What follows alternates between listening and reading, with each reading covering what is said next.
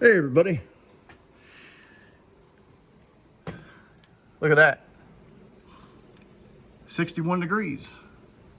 Humidity's 51%. It's 5:30. I'm gonna show you what I got done today. Give you a quick view from the front.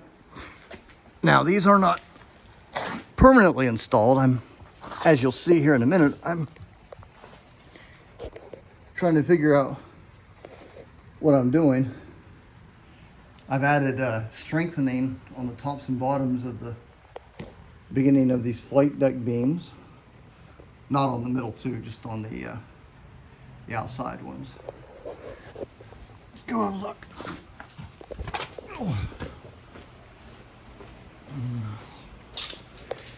So the problem that I'm currently trying to figure out is, number one, the spacing between those flight deck beams and the main junction area where the flight deck side junctions with the flight deck beam, because on the real aircraft they tie in together right there at bulkhead 1.0.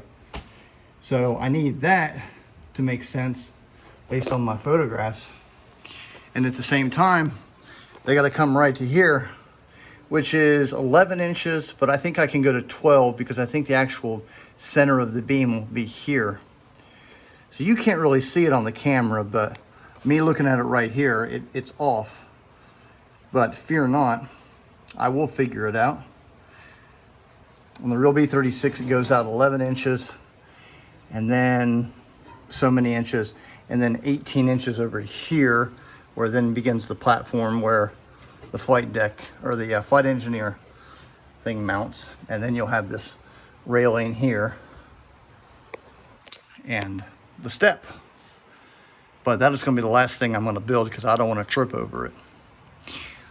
As you can see, I've moved my my one workbench inside here so I can make things a little bit faster. Not many tools, just got these two, what are these? 3/8 inch, or I think, no, they're half eighth inch angle iron to work as my table, so I can form my my L brackets and my strengtheners. A couple pieces of metal, of course my rivets and hand and power tools. Here's what they look like on the inside. Got that strengthener in there on the middle. It's exactly like the real aircraft. All the dimensions are perfect. Flight deck floor is 8 inches thick.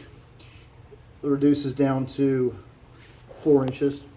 Actually, I think it's 3.750 inches to be perfect. Really confused when I came out here this morning.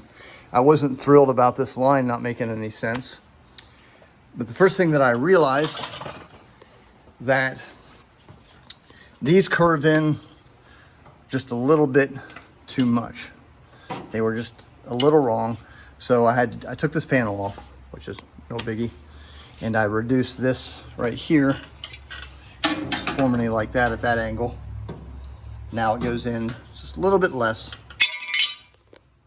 That also will enable me to finish this based on its linkage with this up here. So that's going to be a tank here in the next week or so.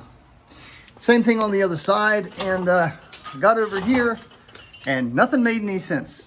I mean, I think it's 4 inches from the edge of that beam to that arrow, and it's the same on the other side, 4 inches. As you can see, the flight deck floor, the sides, there's a gap. Over here, there's not a gap. Then I remembered that this entire side sits out about 2.5 inches. It's angled. I don't know, some of you might be new to this, but this side of the B-36 flight deck, it comes down and then goes down, whereas this one is straight down. The reason being is because of the big air duct that runs from the wings, carries hot air through a big box tube. It branches off here. Some of it goes up into the wind, or the canopy, and then this one goes right here, comes out this vent right there, and that's the handle.